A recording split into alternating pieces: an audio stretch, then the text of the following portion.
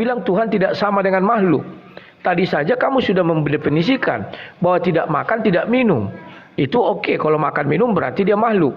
Ada makhluk lain juga yang tidak makan, tidak minum. Contoh batu. Jadi makhluk juga. Semuanya makhluk. Nah, kalau kamu bilang dia adalah Tuhan yang maha kuasa, apa buktinya kuasa? Turun ke bumi jadi manusia aja nggak mampu. Lantas di mana kemahakuasaan itu? Aku bingung. Bahkan suaranya pun tidak mampu didengar oleh umat manusia. Maka selalu mengutus Jibril untuk bertemu dengan para nabi-nabinya.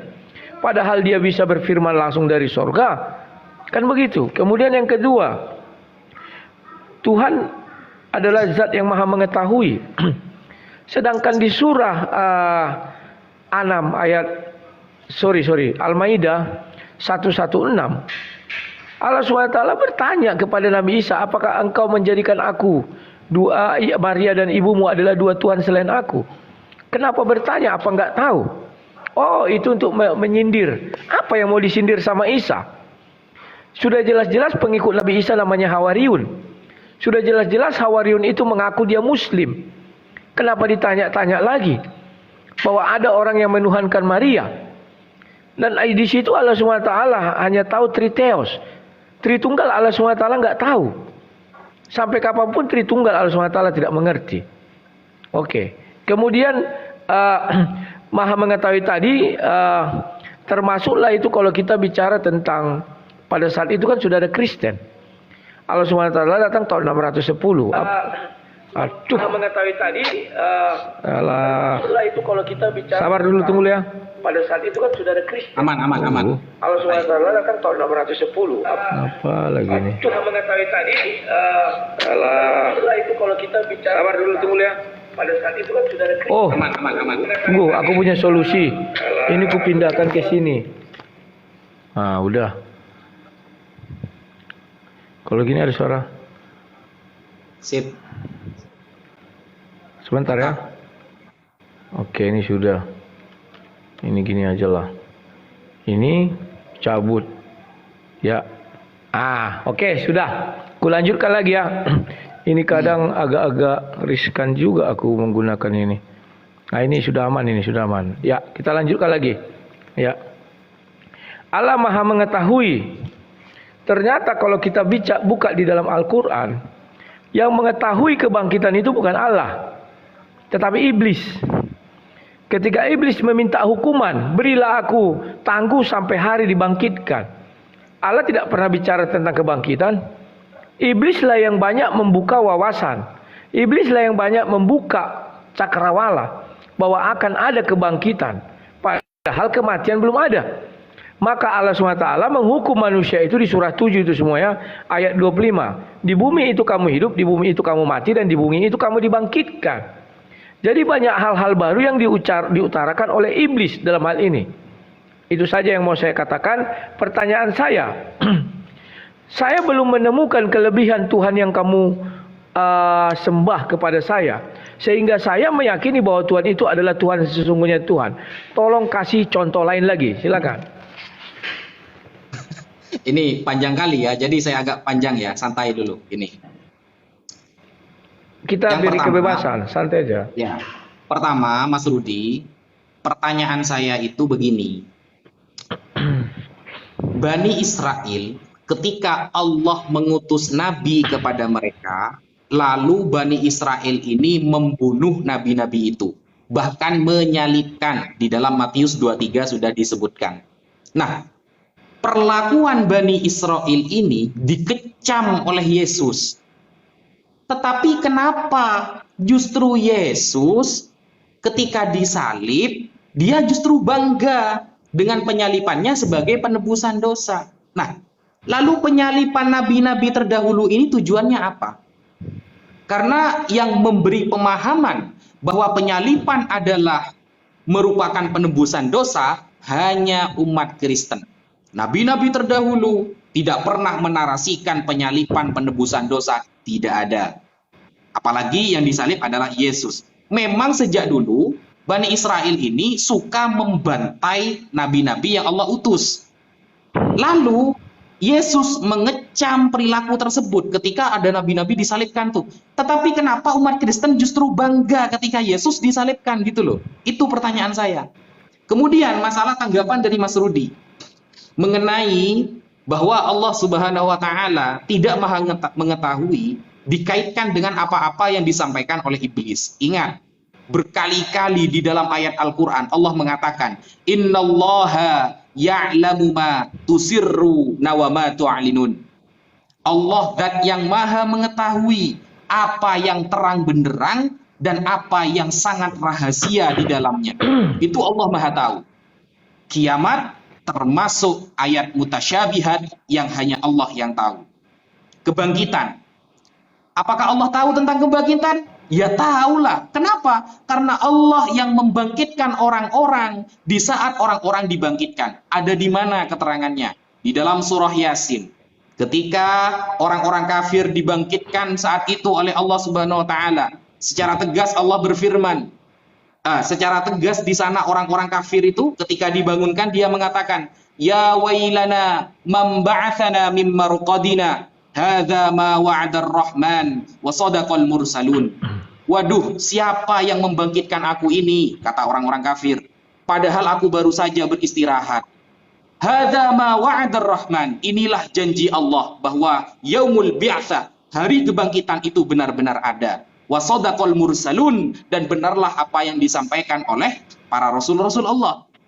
Lalu dilanjutkan ayat itu di dalam surah Yasin, "Al-yauma nakhtimu ala afwahihim wa tukallimuna aydihim wa tashhadu arjuluhum bima kanu yaksibun." Nanti di hari kebangkitan itu Allah jelaskan secara detail di mana mulut-mulut mereka akan dikunci oleh Allah. Yang berbicara adalah tangannya dan yang menjadi saksi adalah kakinya tentang apa-apa yang mereka lakukan selama di dunia. Allah lah yang menjelaskan secara detail, bukan iblis. Begitu. Kemudian lalu Mas Rudi Yohanes mengatakan Allah Subhanahu wa taala ini kenapa kok tidak bisa jadi manusia gitu loh. Kok gak bisa jadi manusia? Loh, saya kan sudah mengatakan itu perbedaan Tuhan kita, Mas Rudi. Perbedaan Tuhan kita itu, kalau Tuhan Mas Rudi itu bisa mengkerdilkan dirinya sehingga mencederai kemahakuasaannya. Kalau Tuhan kita mustahil itu. Tuhan kita kemahakuasaannya akan selalu on, tidak akan pernah turun sedikit pun kederajatannya. Kenapa? Karena kalau Tuhan jadi manusia, otomatis dia akan terkekang dengan hukum-hukum baru kemanusiaan. Dia harus makan, harus minum, harus dikejar hansip Romawi, dan lain sebagainya. Dan itu mustahil bagi Allah. Kalau hanya ingin menebus dosa, Mas Rudi, Allah lah yang menciptakan kita dari ujung rambut sampai ujung kaki. Allah lah yang menciptakan apa yang ada di dalam tubuh kita. Maka sangat mudah bagi dia untuk mengampuni dosa kita dengan cara menyuruhnya bertaubat. Begitu. Maka pertanyaan saya di awal, saya ulangi lagi, Matius 23 adalah ketika nabi-nabi Bani Israel dibunuh, disalib, Yesus mengecam pekerjaan itu. Tetapi ketika Yesus yang disalib, umat Kristen justru bangga. Itu kenapa kok sangat berbeda sekali? Kan begitu. Lalu Mas Rudi minta contoh yang lain ya. Contoh perbedaan Tuhan saya dengan Tuhan Mas Rudi yang lain. Kalau Tuhan kita berfirman asli dari dirinya.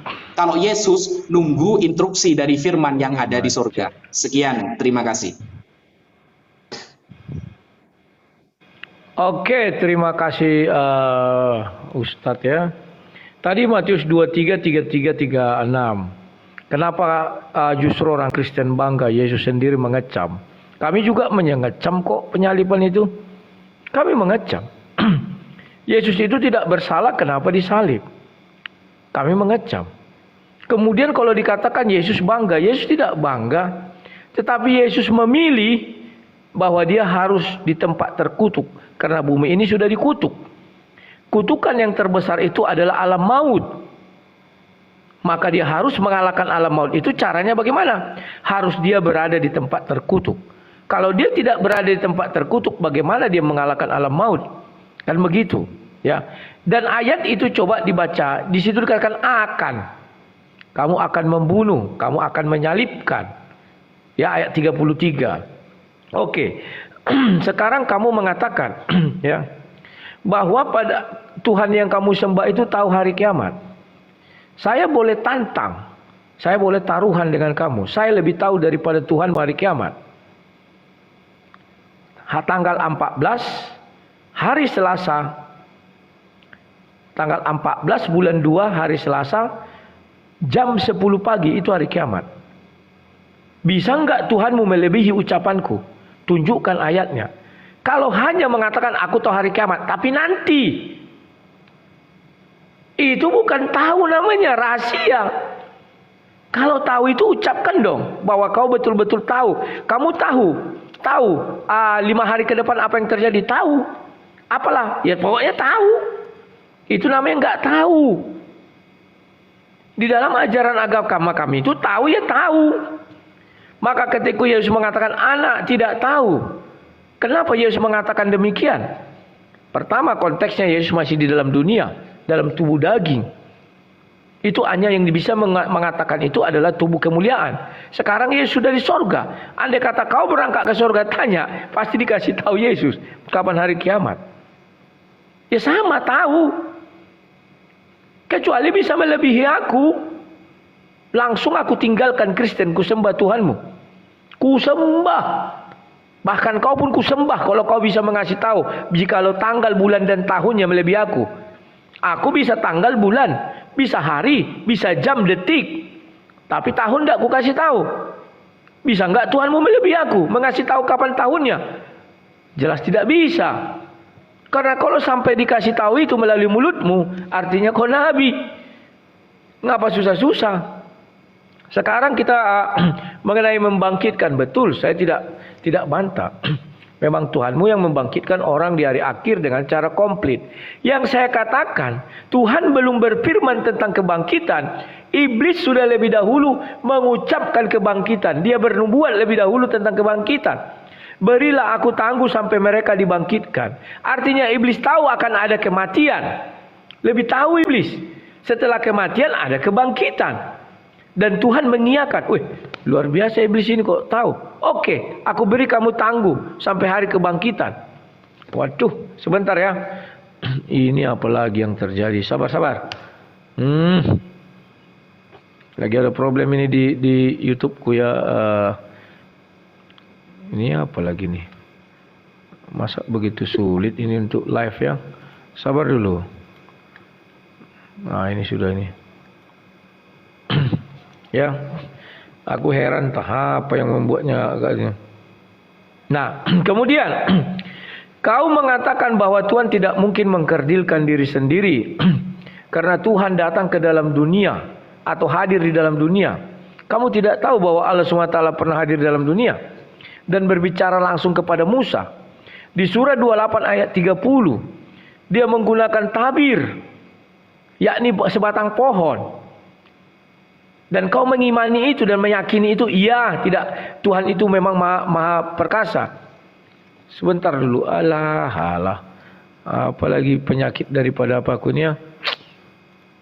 Jijik kali aku melihatnya. Sabar dulu ya, tunggu dulu, Fred. Siap. Ya, ini aman, sudah. aman. Oke, ya.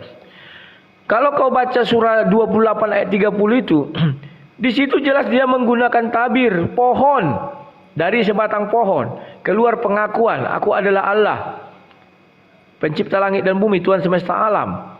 Sekarang kalau dia menggunakan tabir manusia, kenapa kau tolak?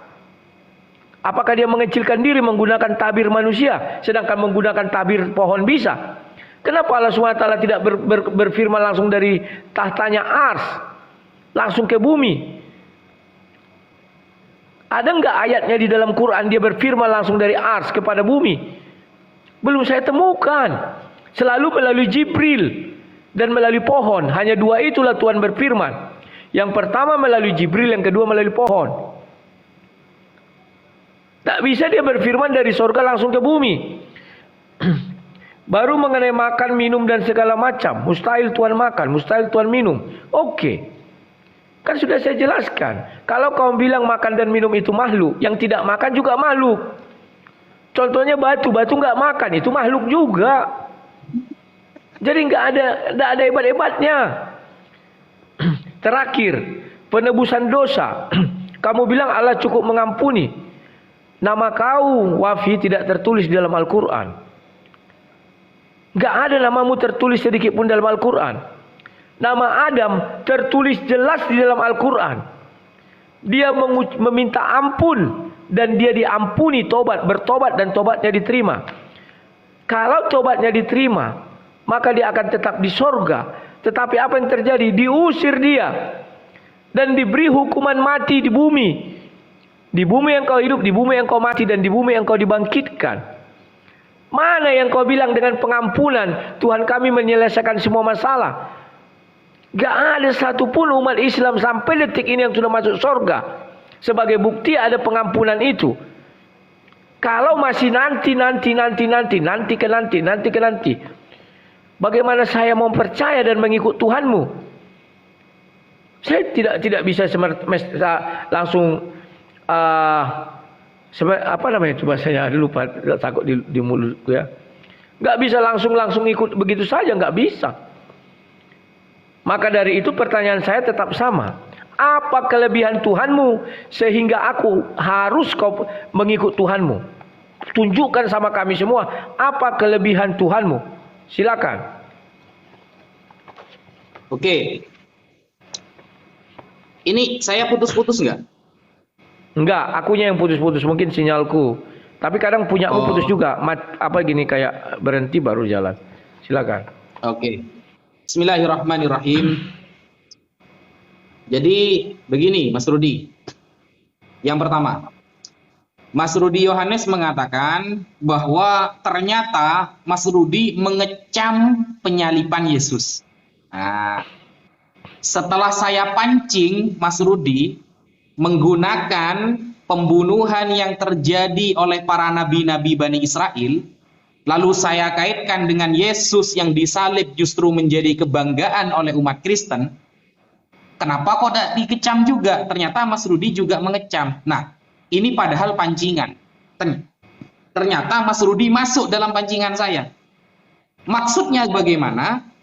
Bahwa umat Kristen ini seharusnya bangga dan berterima kasih atas apa yang terjadi di dalam penyaliban. Kenapa? Karena tanpa proses penyaliban, maka tidak akan ada yang namanya penebusan dosa. Tapi justru Mas Rudi mengecam penyaliban itu. Nah, ini kan gabrul namanya, begitu.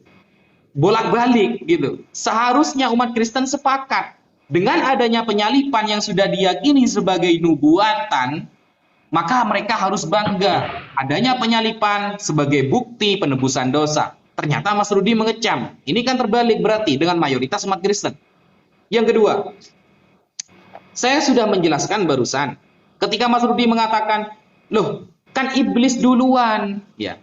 Iblis duluan yang tahu mengenai doa, ya. Kan iblis sedang berdoa. Anzirni ila yaumi yub'atsun, kata iblis. Ya Allah, berilah aku kesempatan hidup sampai orang-orang dibangkitkan. Kan begitu, sampai hari kiamat maksudnya. Lalu Allah Subhanahu wa taala menjawab doa itu. Innaka minal munzorin. Ingat jawaban Allah, innaka minal munzorin. Kamu akan dihidupkan dengan batas waktu yang kau ketahui itu. Maksudnya yang kau mau, yaitu di hari yub'atsun, di mana orang-orang dibangkitkan. Andaikan Allah tidak tahu, maka Allah tidak akan menjawab innaka minal munzorin. Karena kata munzorin dengan munzirin itu adalah satu kata. Satu kata dari kata nazara yanzuru.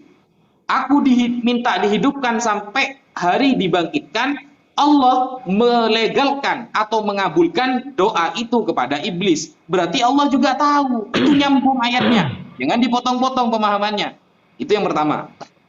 Kemudian yang kedua, Mas Rudi tetap bersikukuh, ya, menunjukkan apa kelebihan Tuhan kamu. Kalau cuma makan dan minum, batu pun tidak makan dan minum. Ini sebenarnya kias mungkote, teman-teman. Penyamaan yang tidak apple to apple. Yang kita bahas itu Tuhan. Kok malah penyamaannya dengan batu gitu loh. Kenapa? Kalau kita sudah berbicara Tuhan, maka kita harus mengaitkan segala kemahakuasaan yang ada pada diri Tuhan. Seharusnya Tuhan yang memberi rizki, memberi makan, menciptakan, kok dia yang makan? Maka akal mana yang masuk ketika Tuhan yang menciptakan manusia, menumbuhkan tumbuhan, menciptakan bumi, yang seharusnya dia tidak butuh segala sesuatu itu, justru dia yang makan, dia minum, ketiduran di perahu, dikejar si Romawi, disalibkan lagi. Nah, ini kan kontradiksi dengan sifat kemahakuasaannya. Bukan malah dicontohkan kepada batu. Kalau batu ya gak klop. Contoh seperti itu gak klop. Karena yang kita bahas adalah Sang Maha Kuasa. Bukan sang debater. Kalau sang debater makan, mic-nya rusak bingung. YouTube-nya gak ada sinyal bingung. Kalau Tuhan gak seperti itu. Tuhan itu gak ada YouTube, gak butuh itu. Karena Tuhan sudah maha terkenal sejak dahulu. Kan begitu. Sedangkan kalau, ini ya saya catat. Ini kenapa Islam ya, kan inti dari ketuhanan Yesus itu dalam hal apa namanya itu, penyalipan nantinya. Karena itu katanya sudah dinubuatkan sejak dahulu. Nah, kemudian kalau kita melihat di dalam Ibrani 5 nomor 7 ya. Ibrani 5 nomor 7, di sana dikatakan begini. Dalam hidupnya sebagai manusia, ia telah mempersembahkan doa dan permohonan dengan ratap tangis dan keluhan kepada Dia yang sanggup menyelamatkannya dari maut, dan karena kesolehannya ia telah didengarkan. Ini justru ayat bahwa Yesus gak disalib gitu loh. Dia memang bukan Tuhan. Karena kalau Yesus mati, maka benarlah nubuatan tentang Tuhan akan mati untuk menebus dosa dunia. Tapi ternyata Ibrani 5 nomor 7 mengkonfirmasi ketidakmatian Yesus. Begitu. Dikuatkan lagi dengan Ayub 8 nomor 20.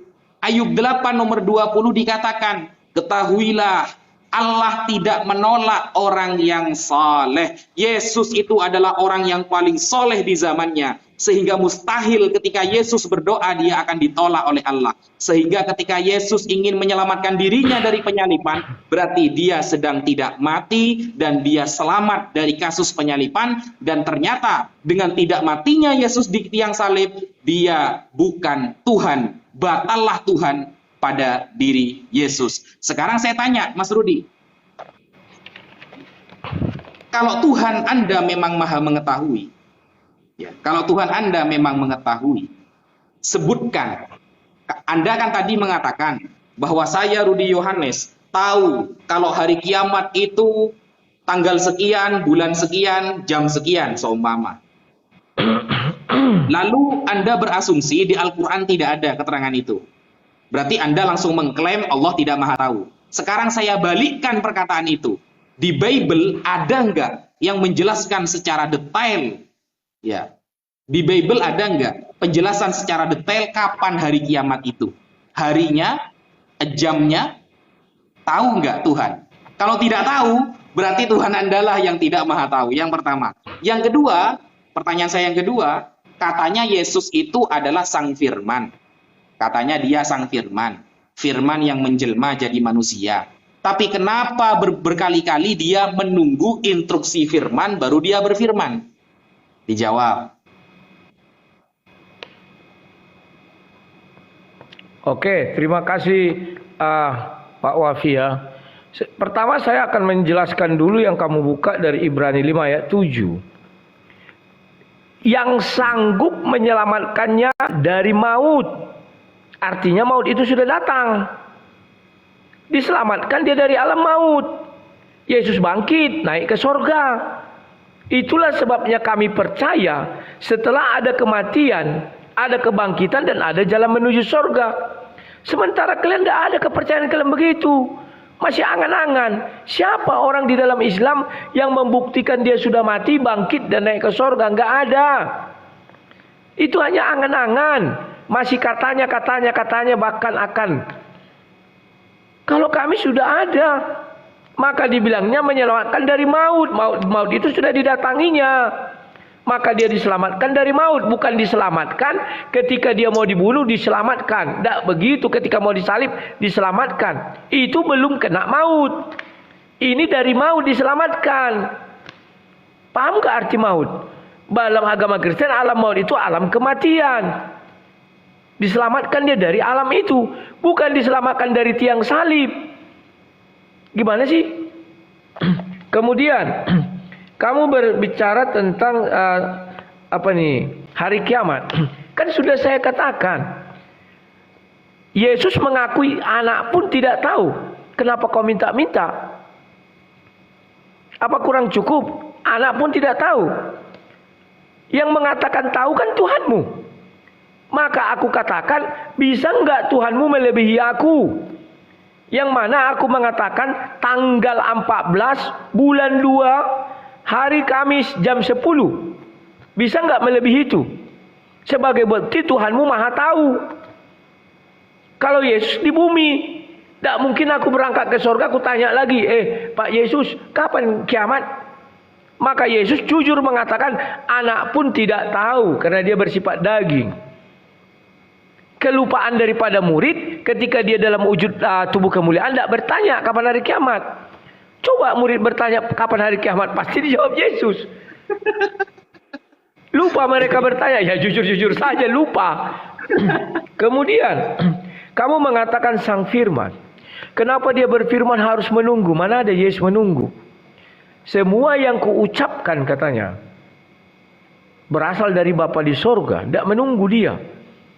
Semua yang kuucapkan kau setujui Bapa katanya. Ketika berdoa terhadap Lazarus, Yohanes 11. Enggak menunggu dia. Nah, sekarang saya bahas mengenai pernyataanmu tadi. Saya mengecam penyalipan Yesus, memang saya kecam. Yesus dibuktikan Pilatus ternyata tidak bersalah. Orang ini tidak bersalah kata Pilatus, maka dia cuci tangan. Tetapi karena desakan ahli Taurat dan Farisi, salibkan dia, maka dia disalib. Yang saya kecam kan penyalipannya, bukan salibnya. Penyalipannya itu loh, prosedur penyalipannya itu saya kecam. Karena Pilatus sudah tahu dia tidak bersalah, tetap dihukum. Hanya gara-gara teriakan daripada orang. Orang banyak, dan itu banyak sekarang terjadi di dunia. Sudah jelas orang ini tidak bersalah. Tapi karena orang ini merasa dia paling mayoritas, misalnya paling kuat, diteriaki, akhirnya orang ini ditangkap, misalnya begitu. Yang kedua,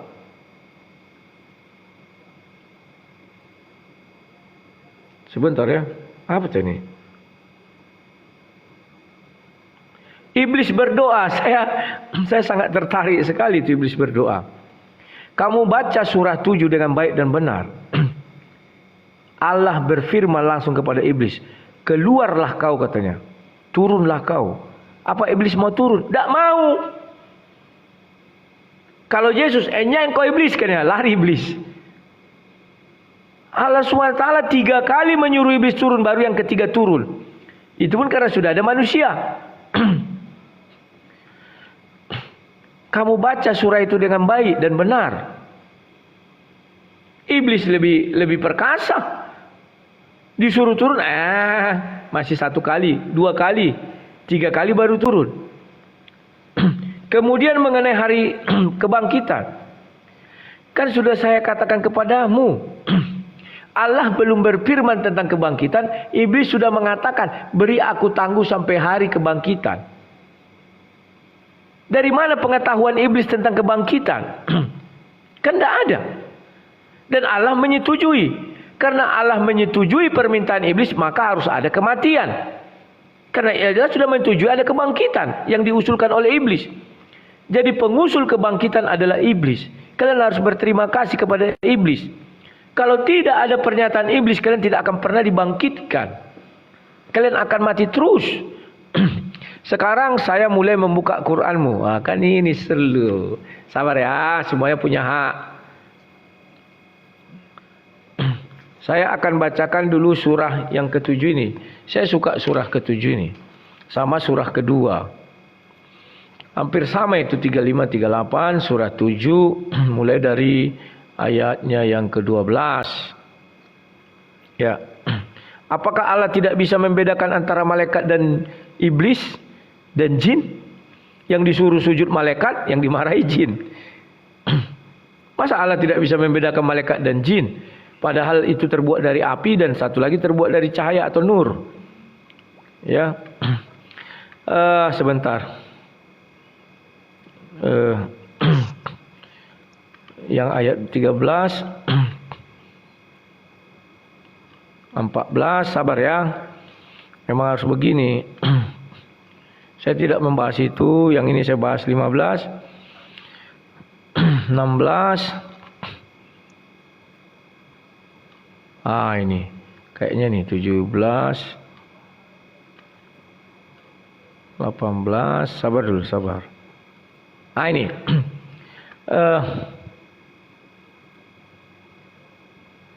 Ya. Kita perhatikan surah 7 ayat 18. Dikatakan di situ Allah berfirman, keluarlah kamu dari sana, buka kurung tutup kurung sorga, dalam keadaan terhina dan terusir. Sesungguhnya barang siapa di antara mereka, mereka di sini siapa? Manusia saat itu hanya Adam dan Hawa. Ada yang mengikutimu, pasti akan aku isi neraka jahanam dengan kamu semua. Apakah Allah memenuhi janjinya ini, memenuhi firman-Nya? Tidak. Ternyata mereka berdua mengikut iblis, malah mereka disuruh ke bumi, bukan di neraka jahanam. Di mana pertanggungjawabannya ini? Firman Tuhanmu enggak kekal. Kalau disuruh ke neraka jahanam, ya ke neraka jahanam. Ini malah disuruh ke bumi, apakah bumi ini neraka jahanam? Kan begitu. Sekarang kita bercerita ini. Kemudian Tuhan dia mencipta, tapi dia tidak butuh segala sesuatu. Mas bro, kau baca baik-baik surah 28 Al-Qisas itu ayat 30. Kenapa Tuhan tidak bisa berfirman langsung kepada para nabi? Harus melalui sebatang pohon, harus melalui Jibril. Dia menggunakan tabir Jibril bisa, menggunakan tabir sebatang pohon bisa. Kenapa menggunakan manusia nggak bisa? Kan lawak. Jibril adalah makhluk, pohon juga makhluk, manusia juga makhluk. Justru disitulah kerendahannya jadinya. Kamu bilang tidak merendahkan, merendahkan. Gak mampu bersuara dari surga ke bumi. Harus melalui hijabnya, harus melalui pohon, harus melalui Jibril. Kan sudah jadi lemah Tuhan itu di situ. Gak bisa dia berbicara langsung.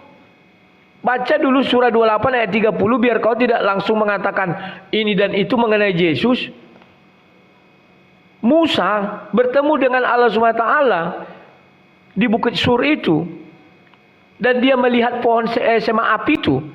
Dan di surah 28 ayat 30 dikatakan dari sebatang pohon. Dan kita lihat tafsir-tafsirnya mengatakan itu ada, tafsir kebenaran itu adalah hijab. Atau itu adalah sebuah tabir. Kenapa tabir manusia nggak bisa? Kan lawak. Tabir pohon bisa. Mana pengakuan pohon dia adalah Tuhan, itu ayatnya. Mana pengakuan manusia, mungkin kau bilang dia adalah Tuhan. Kan begitu lagi padanannya. Jadi kalau berbicara Tuhan ini kan suka-suka Tuhan. Ketika dia menjadi manusia bukan berarti dia merendahkan diri. Bukan lantas menjadi rendah. Tidak. Justru orang heran melihat bagaimana Tuhan bisa menjadi manusia. Luar biasa. Kalau manusia menjadi Tuhan gampang, tinggal angkat. Semua orang bisa mengangkat si A, si B menjadi Tuhan. Sampai saat ini belum bisa kau tunjukkan apa kelebihan Tuhanmu dari Tuhan-Tuhan yang lain agar aku bisa mengikut Tuhanmu. Silakan gantian. Oke. Bismillahirrahmanirrahim.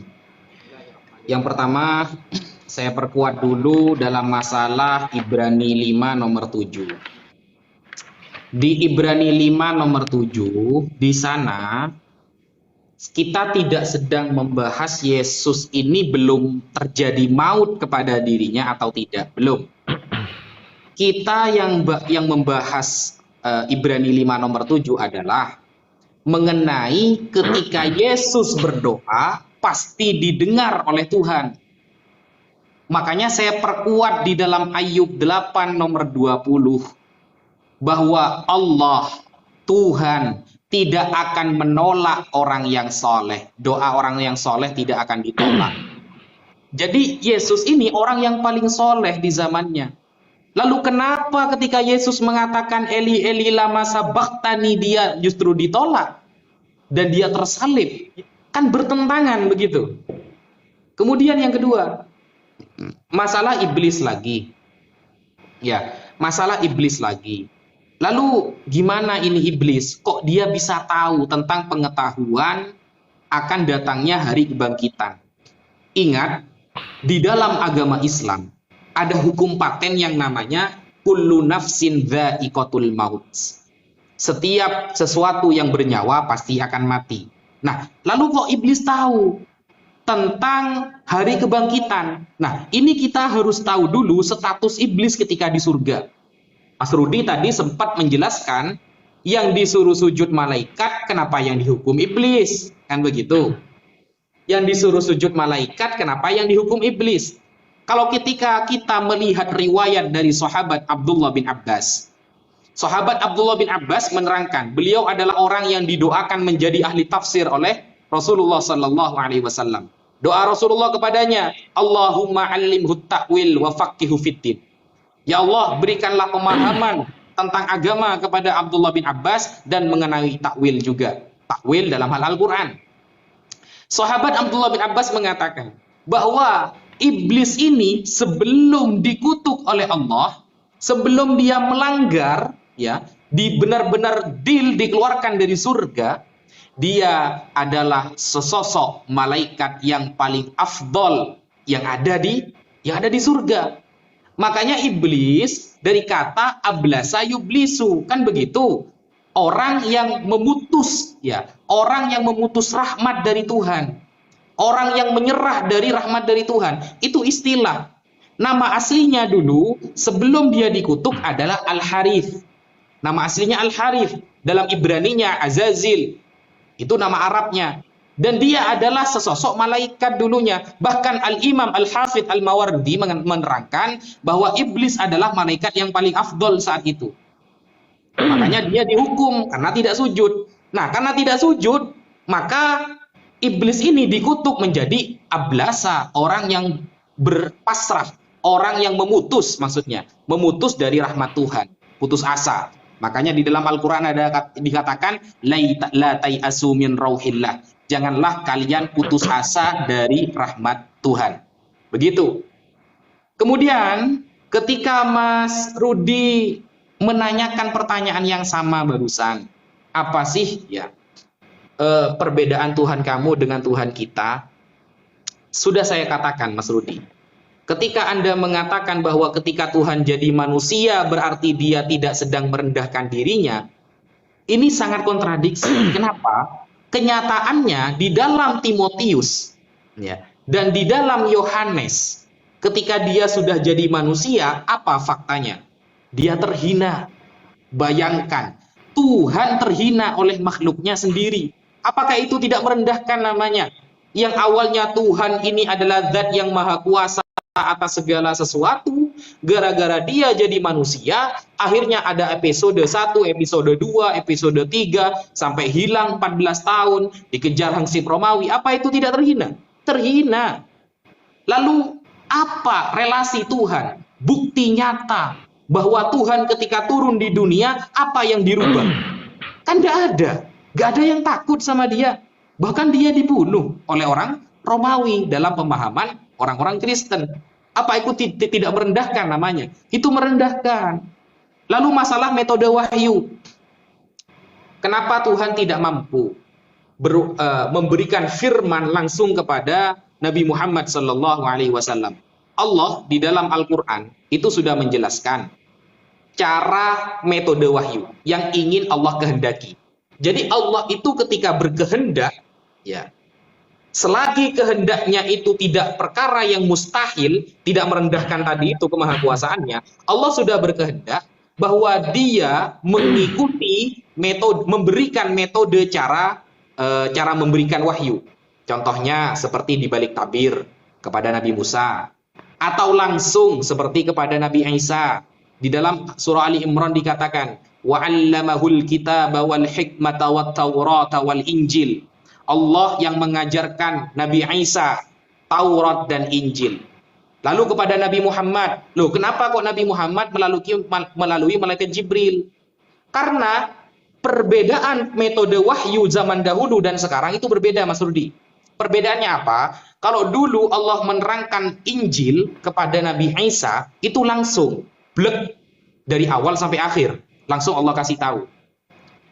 Allah menurunkan Taurat kepada Musa, itu langsung, Mas Rudi. Awal sampai akhir langsung. Gitu. Nah, kepada Nabi Muhammad itu secara beransur. Secara beransur. Makanya ini ya, saya bawa referensi, saya bacakan.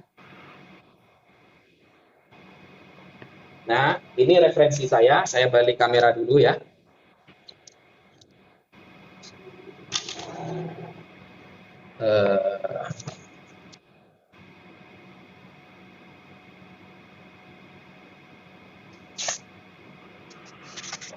Nah, ini kitabnya, namanya kitab Qul Hadhihi Sabili tentang Al-Qur'an. Nah, metode pewahyuan Al-Qur'an di sini. Lalu kenapa sih kok Al-Qur'an ini tidak sama dengan dengan apa yang dikehendaki? Karena Al-Qur'an itu turunnya secara berangsur, beda seperti kitab-kitab terdahulu. Kenapa kok berangsur? Karena Al-Qur'an ini akan dipakai selamanya. Kalau Injil dan Taurat itu hanya untuk kalangan lokal. Makanya di sini dikatakan wabil ma'na tsani bi'tibari annahu ta'ala ansha'ahu birukumihi fil lauhil mahfuz. Kama qala ta'ala qul huwa bal huwa Qur'anun Majid fi lauhim mahfuz. Bahwa Allah Ta'ala yang menciptakan kata-kata yang berbahasa Arab di Lauh Mahfuz sebagaimana yang dia sampaikan, bal huwa Qur'anun Majid fi lauhim mahfuz, ini ada di dalam surah Al-Buruj 2122. Wa bi hurufihi, dan huruf-huruf mengenai wahyu itu fi lisanil malikil Jibril alaihi salam, disampaikan oleh lisan malaikat Jibril alaihi salam. Kama qala ta'ala, sebagaimana yang Allah katakan di dalam surah At-Takwir, innahu laqaulu rasulin karim, bahwa malaikat Jibril lah yang mengucapkan wahyu atau yang mengucapkan firman yang dia bawa kepada Nabi Muhammad sallallahu alaihi wasallam. Nah, begitu Mas Rudi, itu perbedaannya. Makanya beda cara metode wahyunya karena beda esensi dan maknanya nantinya. Nah, kemudian Mas Rudi, gini, saya bertanya, Tuhan Mas Rudi, tadi kan Mas Rudi mengatakan, saya open cam dulu ya, biar kelihatan.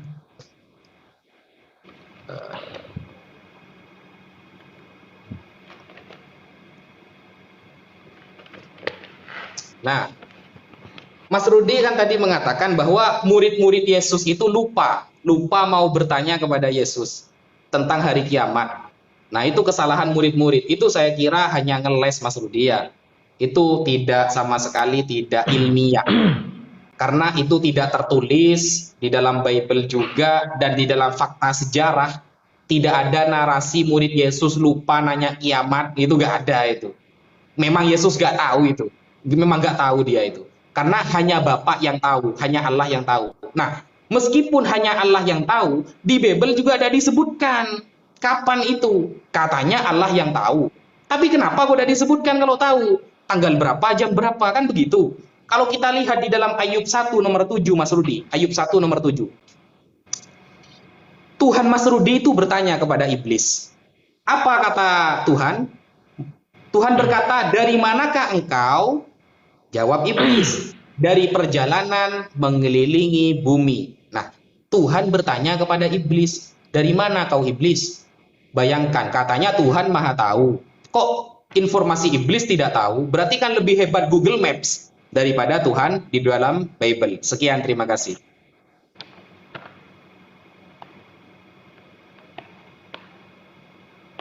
Oke, terima kasih, aku jawab. Pertama yang ku jawab, murid lupa tahu hari kiamat, yaitu kan guyonan saya. Kemudian kamu katakan di dalam Bible dikatakan Tuhan juga tahu hari kiamat. Tetapi kenapa tidak dikasih tahu? Lah kan sudah kukatakan. Ya sama dengan Tuhanmu hanya bilang tahu. Tidak akan pernah itu dikasih tahu. Maka ketika Yesus mengatakan aku tidak tahu karena dia ada anak, daging tidak tahu, memang nggak tahu saat itu daging. Terus apa yang salah? Kalau kau mengatakan Yesus itu bukan Tuhan karena tidak tahu hari kiamat, makanya aku bilang berarti Tuhanmu tahu hari kiamat. Ia tahu. Bisa enggak Tuhanmu melebihi aku?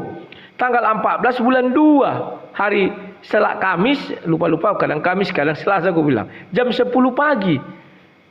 Kalau bisa dilebihinya, betul. Kuakui Tuhanmu maha tahu. Tapi kan enggak tahu juga. Kenapa itu kau takarkan kepada Tuhanku? Sama-sama nggak tahu kok, sama-sama nggak mengasih tahu kapan hari kiamat, kan lawak. Kalau tanda-tanda hari kiamat ada dibilang Yesus, sama seperti zaman Nabi Nuh. Orang berkawin, berdagang, berkehidupan biasa, tiba-tiba datang. Kemudian kau bertanya, iblis keliling bumi. Jangankan itu, ketika Tuhan di dalam Taman Eden, Tuhan bertanya kepadanya si Adam, "Hai Adam, di manakah engkau?" Itu bukan berarti Tuhan tidak tahu Adam di mana. Tapi Tuhan mencari orang berdosa. Sama dengan ini. Tuhan kan sudah menghukum iblis. Bahwa makanan si iblis itu adalah si debu tanah. Debu tanah itu adanya di bumi. Maka Tuhan berkata, dari mana kau iblis? Bukan berarti Tuhan tidak tahu. Disitulah Tuhan mencari juga orang yang berdosa dan memastikan bahwa iblis itu masih ada, kan begitu? Dari mana kau iblis? Aku keliling dunia Tuhan, aku lihat hambamu. Maka dia bilang, aku akan menguji hambamu ini. Silakan, tapi jangan kau sentuh nyawanya. Di situ Tuhan ingin membuktikan bahwa iblis mau mengambil nyawa itu, iblis itulah pengambil nyawa manusia, tetapi atas seizin Tuhan. Di situ Tuhan mau mengatakan segala yang baik dari Tuhan, segala yang jahat dari Tuhan, kecuali Tuhan menghukum. Bedakan ya. Makanya dalam ajaran Kristen yang membuat manusia itu mati, iblis. Tuhan apakah bisa membuat manusia mati? Bisa, tapi menghukum namanya. Kalau kehidupan normal, itu iblis yang membuat. Tuhan terakhir membunuh Herodes, bukan membunuh, mencabut nyawa Herodes. Ditempelengnya Herodes, mati. Setelah itu apakah Tuhan menyambut nyawa orang? Tidak, iblis lagi yang mencabut. Ya. Kemudian kamu bilang Tuhan terhina karena turun ke bumi. Hey bro, ini sudah tahun 2022. Rudy Simamora menghina Tuhanmu dari dalam bumi, sementara Tuhanmu di Arsi. Bagaimana itu? Gak perlu Tuhan turun ke bumi. Kalau masalah hina menghina, dimanapun tempat Tuhan, manusia akan menghina Tuhan itu. Kan itu yang kalian bilang, si Anu sudah menghina Tuhan. Sama dengan ketika juga kau berkata MKC menghina Tuhanmu. Apa sih apanya? Keunikannya nggak ada. Baik Tuhan di arsi, baik Tuhan di sorga, baik Tuhan di bumi, makhluk bumi tetap menghinanya. Yang paling parah, kamu baca surat 7, iblis menghina Tuhan karena engkau sudah menyesatkan aku, katanya. Dituduh iblis Tuhan penyesat. Maka terjadilah apa ucapan iblis. Maka di ayat lain Allah mengatakan dia menyesatkan siapa saja yang dia inginkan. Sebelumnya Allah tidak pernah menyesatkan siapa-siapa tuh. Tapi karena ucapan iblis, maka tergenapilah. Di dalam sorga iblis bisa menghina Tuhan.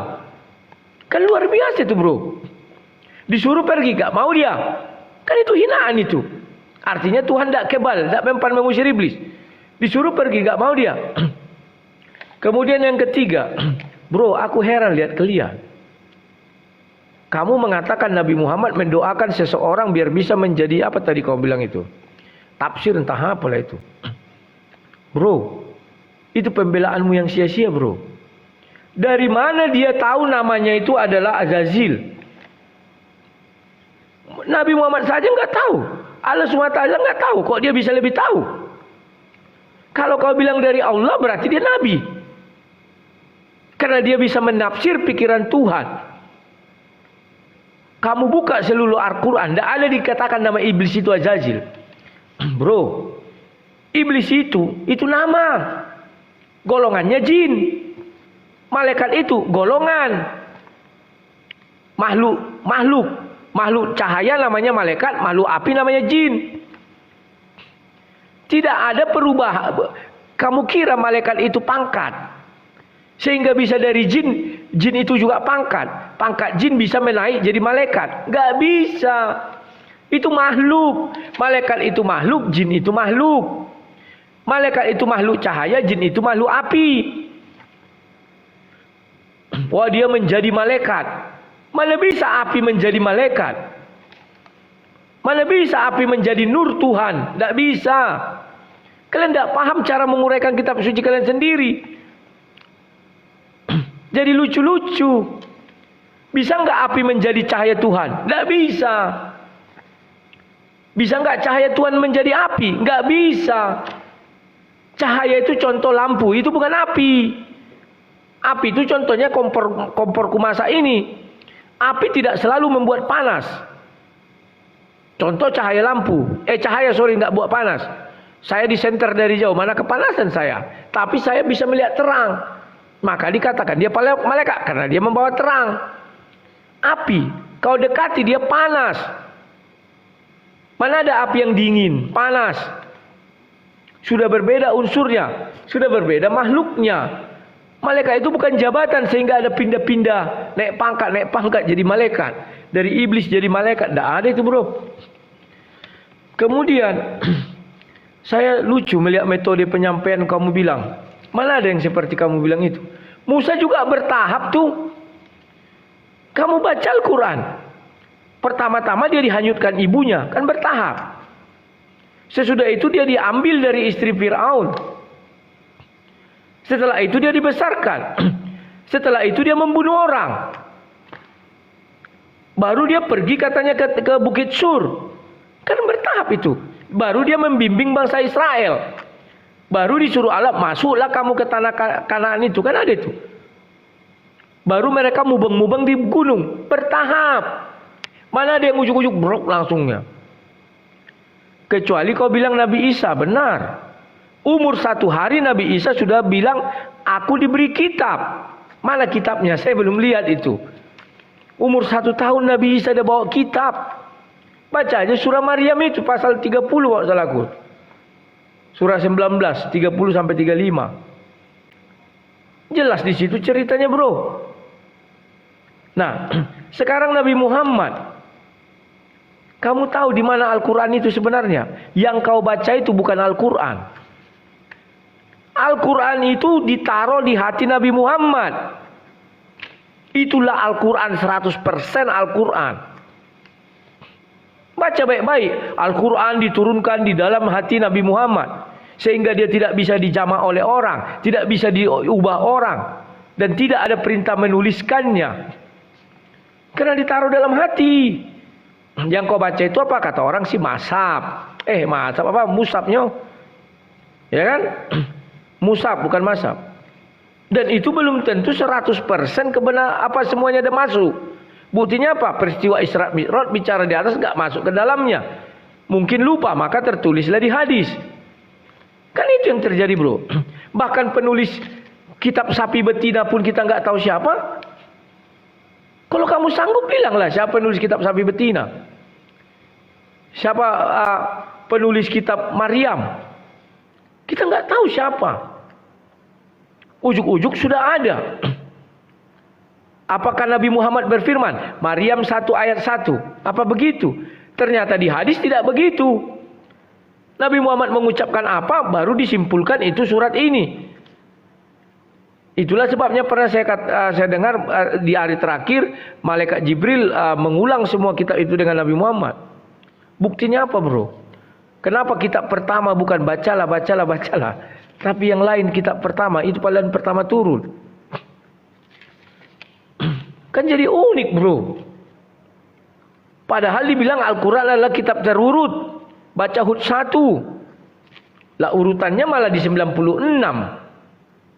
5 ayat yang pertama. Kan jadi lucu kita lihat itu. Kemudian Injil dan Taurat untuk lokal. Di sini lagi kamu membuat blunder. Al-Quran itu hanya untuk umat Islam. Paham itu bro. Al-Quran hanya untuk umat Islam.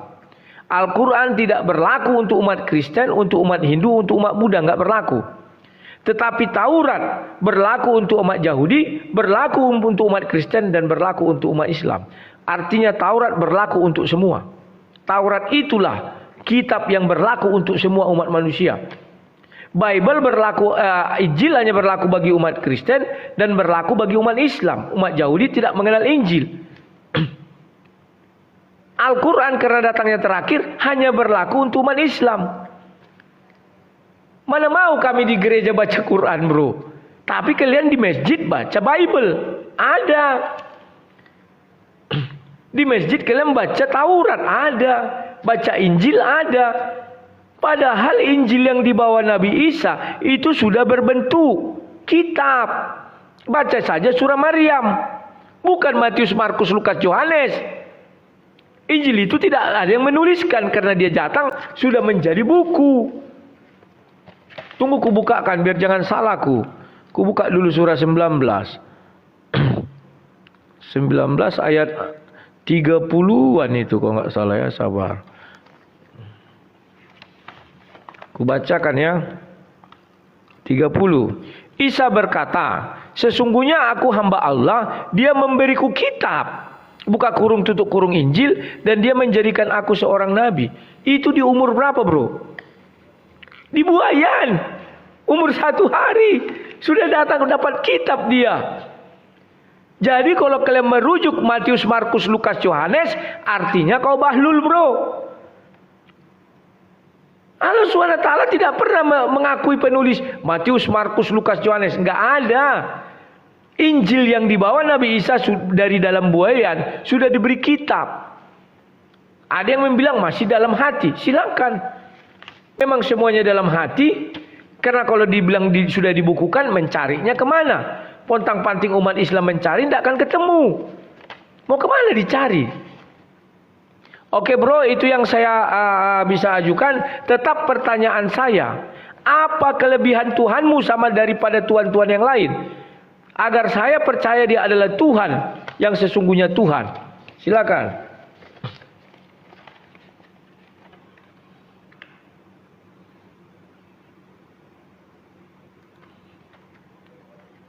Suaranya nggak ada.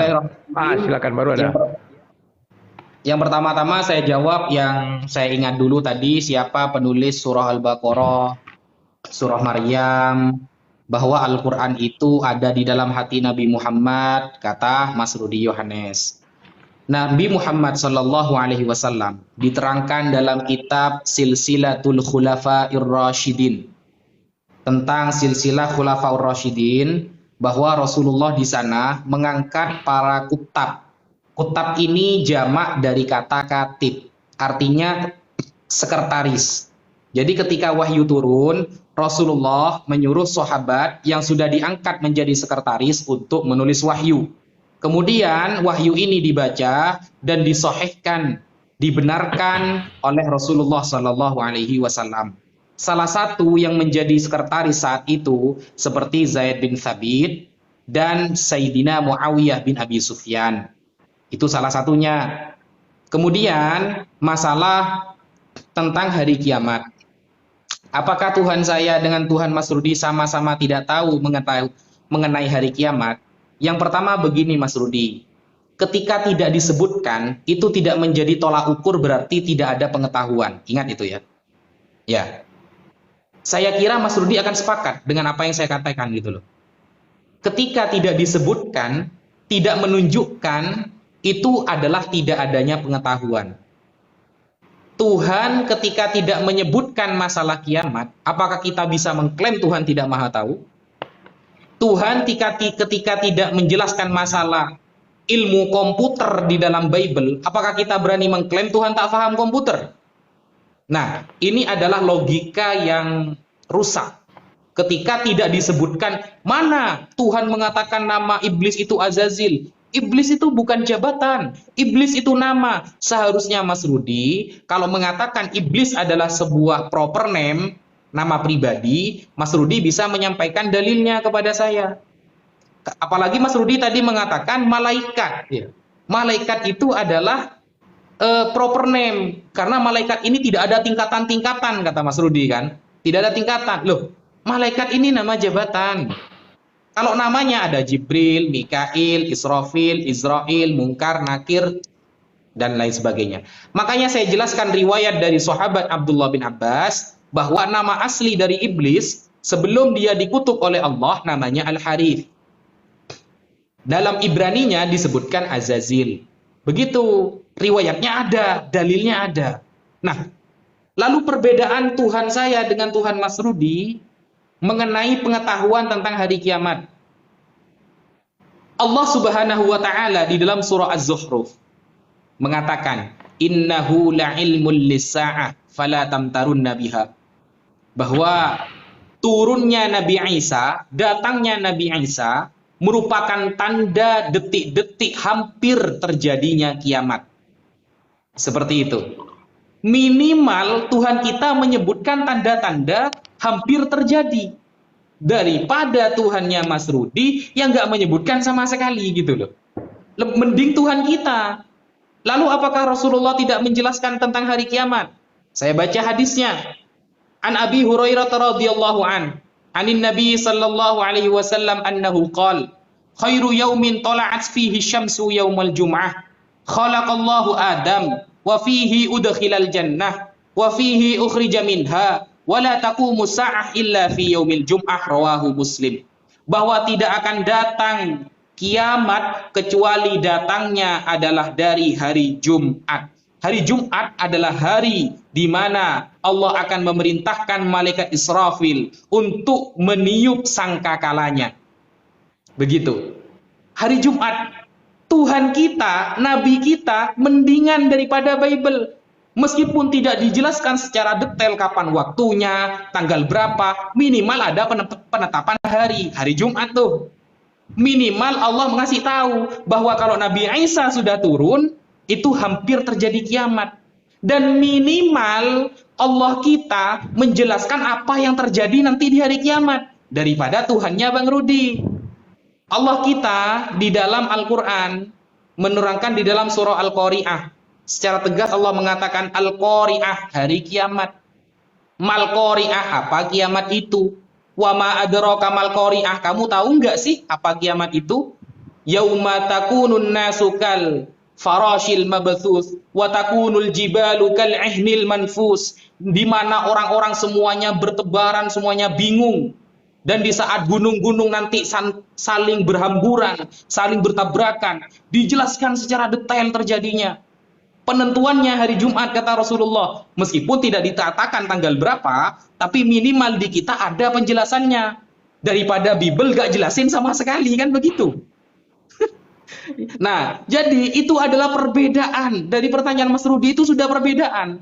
Tuhan kita tidak menyebutkan secara detail karena Allah sudah mengatakan di dalam Al-Quran bahwa fihi ayatum muhkamat hunna ummul kitab wa ukharu mutasyabihat. Fa'ammal ladzina fi qulubihim zaygun fayattabi'una ma tasyabaha. Jadi Allah sudah mengatakan dalam surah Ali Imran ayat 7, di dalam Al-Quran ada ayat yang muhkamat, ayat yang terang benderang maknanya, ada yang mutasyabihat, ayat yang hanya Allah yang tahu. Termasuk mutasyabihat adalah hari kiamat. Cuma dikasih tahu ancer-ancernya, alamat-alamatnya, tanda-tandanya. Makanya saya punya kitab namanya Al-Isya'ah li Asyrati Sa'ah. Ini saya tambahkan kitabnya. Ustadz, sekalian nanti sebutkan apa tanda-tandanya ya. Ya, nih. Namanya Al-Isya'ah li Asyrati Sa'ah. Ini ya, mengenai tanda-tanda kiamat. Apa saja yang terjadi di dalam tanda-tanda kiamat. Di sini ya. Yang ditulis oleh Al-Alim, Al-Allamah, Al-Muhakkik As-Sayyid Muhammad bin Rasul Al-Barzanji Al-Husaini. Ya, di dalam kitab ini, tebelnya seperti ini, ribuan halaman, ini menerangkan semua tanda-tanda kiamat. Termasuk apa tanda-tanda kiamat? Yaitu keluarnya Dajjal. Itu. Kemudian tanda kiamat pertama yang Allah sebutkan di dalam kitab ini apa contohnya? Yaitu hilangnya ilmu di dunia dengan wafatnya para ulama. Makanya Rasulullah berkata, "Innallaha la yaqbidul ilma intiza'an yantazi'uhu min qulubil ibad." Allah tidak mencabut ilmu di dunia dengan cara mencabutnya dari hati manusia. Walakin yaqbidul ilma biqabdil ulama. Tetapi Allah mencabut ilmu di dunia dengan mencabut, mewafatkan para ulama.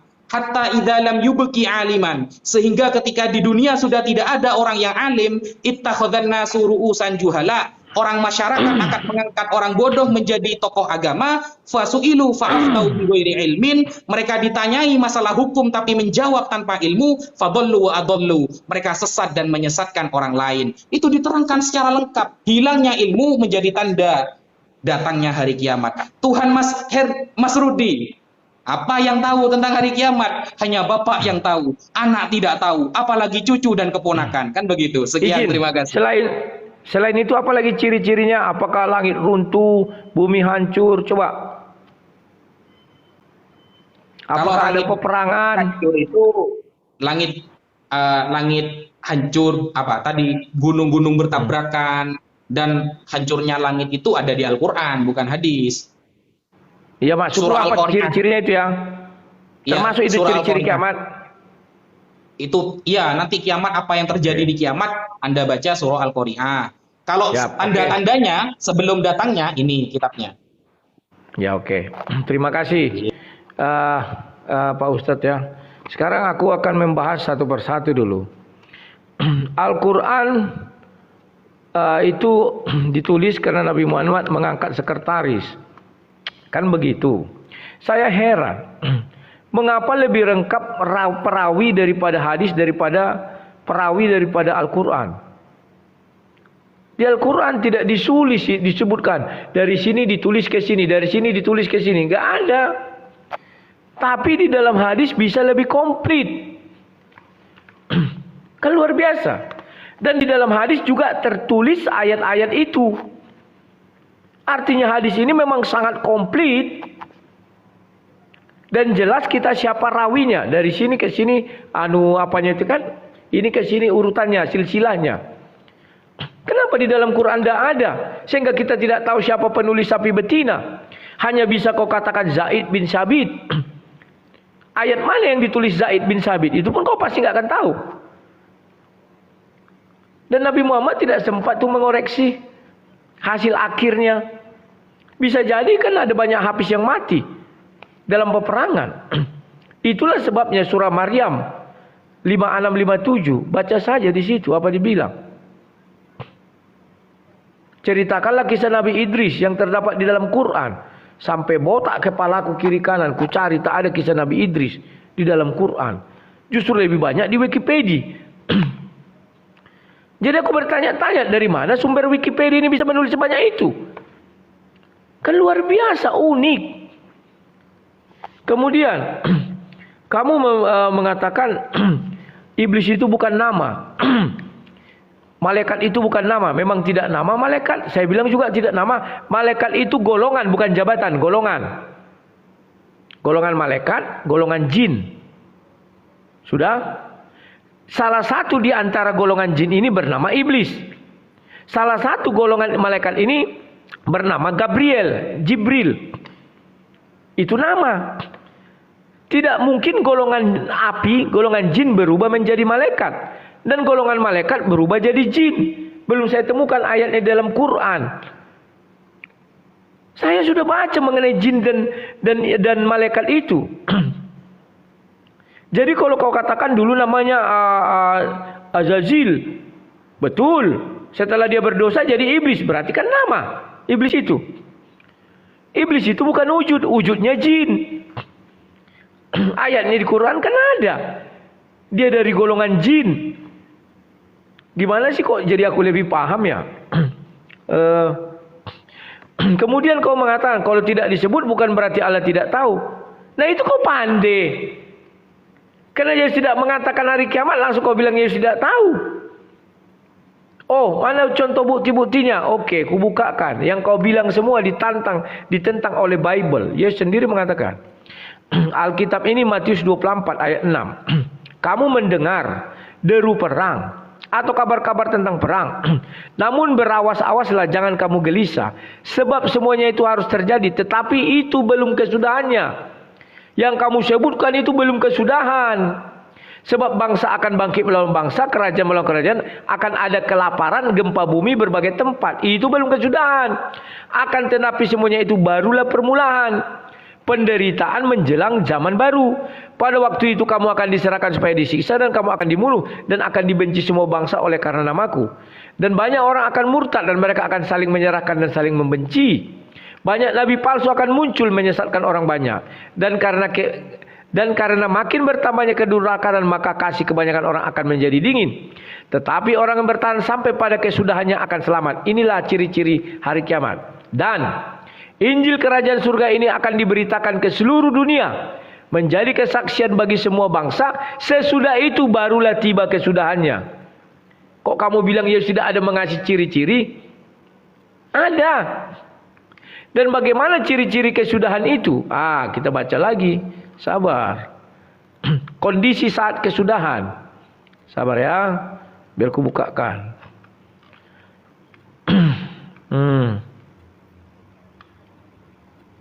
Loh, sabar. Ini biar saya batasi dulu aja. Sabar.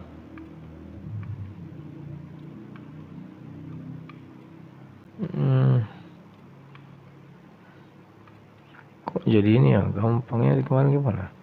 Sabar, sebentar. Ku bukakan ayatnya. Matius 24 itu juga ayat 38. Dikatakan begini. Pada waktu itu akan tampak tanda anak manusia di langit. Dan semua bangsa di bumi akan meratap, dan mereka akan melihat anak manusia itu datang di atas awan-awan di langit dengan segala kekuasaan dan kemuliaannya. Dan ia akan menyuruh keluar malaikat-malaikatnya dengan meniup sangkakala. Ini tanda-tandanya. Yang dahsyat bunyi, dan mereka akan mengumpulkan orang-orang pilihannya dari keempat penjuru bumi, dari ujung langit yang satu ke ujung langit yang lain. Ya, semua dijelaskan di sini oleh Yesus loh. Langsung aku masuk ke ayat 38 aja langsung. Ayat 37. Sebab sebagaimana halnya pada zaman Nuh, demikian pula halnya kelak pada kedatangan anak manusia. Sebab sebagaimana mereka pada zaman sebelum air bah itu makan dan minum. Jadi hari kiamat nanti kita hidup biasa, makan dan minum, kawin dan mengawinkan, sampai kepada hari Nuh masuk ke dalam bercerai. Dan mereka semua tidak tahu akan sesuatu sebelum air bah itu datang dan melenyapkan mereka semua. Demikian pula lah halnya kelak pada kedatangan anak manusia. Bagaimana kau bilang Yesus tidak tahu tahunnya? Orang yang kedatangan Yesus nanti baru hari kiamat. Dan kau sudah mengakui tidak disebutkan, bukan berarti tidak ada. Bukan berarti tidak tahu. Kau telan sendiri liurmu. Kan begitu. Kemudian kau menjelaskan Nabi Muhammad berkata hari Jumat. Wih, lebih hebat aku dong. Aku sebutkan tanggal dan bulan, jam dan detik, menit. Berarti aku hebat ya. Tahunnya memang gak aku sebutkan, karena aku tahu tidak satu Tuhan pun berani menyebutkan tahun. Kalau sampai ada yang menyebutkan tahun, ku sembah. Apa susah-susah? Berarti betul ini Tuhan yang hebat. Apa kehebatan Tuhanmu? Dia tahu tahun kapan kiamat. Ku sembah langsung. Karena Tuhanku pasti kalah.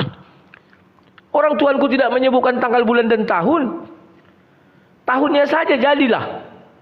Tuhan mana yang menyebutkan itu? Enggak ada, artinya sama. Jadi apa kelebihan Tuhanmu?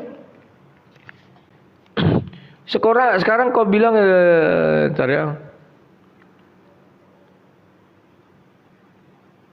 Oke, itu semua sudah kupaparkan. Silakan gantian dirimu penutup aja ya. Silakan dirimu berbicara 3 menit bisa cukup. Penutup, aku nggak akan menjawab apapun. Suara. Saya ini ya, closing. Ya, silakan closing. Closing. Oke.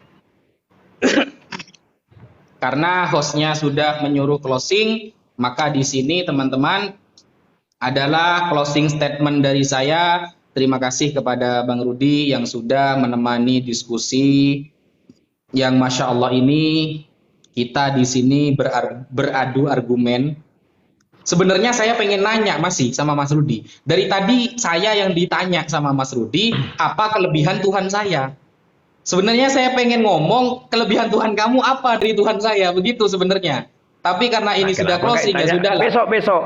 Besok lagi Oke, kita ulang. nanti Siap, kita lanjut. lanjut gitu Ya, dengan silakan. tema-tema yang lain tentunya. Oke, sekian dulu dari saya dan untuk closing statement teman-teman bahwa ingat, setiap orang yang beragama pasti akan mengklaim Tuhannya yang paling benar.